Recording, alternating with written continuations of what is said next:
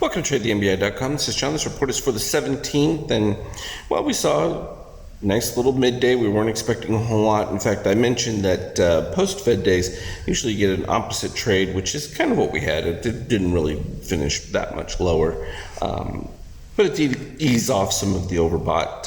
We can see that shorts, though, still not activating. We had a little bit of short-term buyers give up on that, but still positive return with the mid-term buyers crossing above red and maintaining it, and also the turn of the red DOC means that could actually see a little bit of support, so to speak, take place. We've got a flat shakeout development here, and we're below the 15, so the chance that we could get another little run up on it is positive and produce new highs.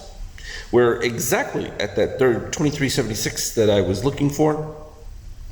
We passed it a little bit from the other day, but right in line with the expectation. So no shock with any of that. Likewise, as long as you've got that blue underneath, the cyan, another way of saying blue, it's underneath the red, nothing to do but say long. We're right at the baseline range of the euro, so central banks continue to support it right at the key areas. There was nothing surprising taking place from Fed action, so all in all, pretty good. Now, the real interesting one will be whether we start to get speculation about larger increases. Now you've got actual practical matters of the healthcare, real budget numbers are starting to come out. It's where fantasy meets the road and whether things get done or they don't get done. Though it is an interesting one, I don't think anyone ever really talks about, even if you allocate the money, if the department decides not to spend it, it doesn't really go anywhere. So we knew the bounce in bonds was ridiculous. That's not going to survive. And oil, just a slight bounce off of the super oversold, and that is super oversold, but it's not going to be sustainable. And gold, even though it spiked out, this is a typical reaction. We'll get caught on the wrong side of it, and it'll gap up and then fade back, but it's a higher close than the previous one.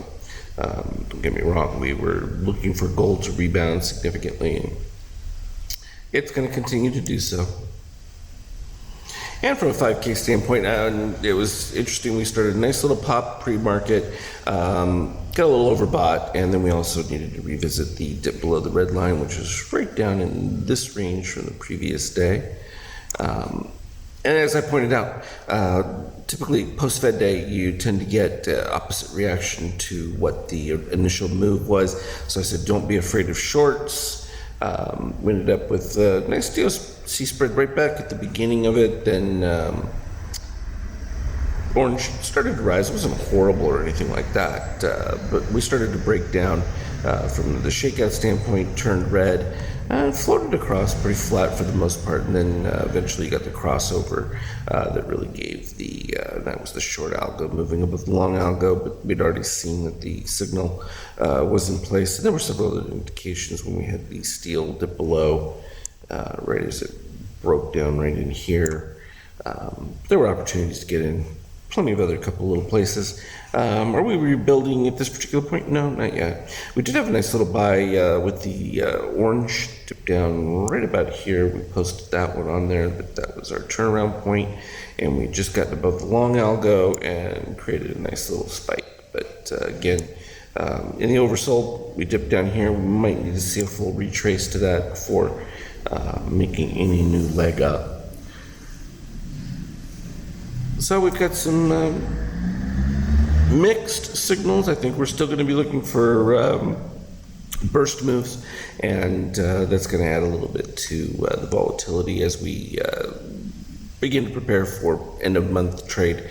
A lot of people were on the wrong side of things given the Fed, and now that that's done, they're really going to be looking at the progress of the healthcare reform and that, and if those things make it. Now everyone's starting to discount whether or not there'll be any tax break, that kind of thing. So as these things start to play out, we'll get a general sense for the market. What they're really going to be looking at is, are we seeing a turnaround in growth? And that really is going to be the key factor. Decent unemployment numbers that came out. The question really is going to be if that trend continues and or increases. Really the key, I think, for people is going to be seeing job creation over the 320 mark, but K that is. And if that happens, then you're going to really expect significant market improvement, and that will, I think, really propel us well past the 2,500 range on the ES. So there you have it. As always, trade well.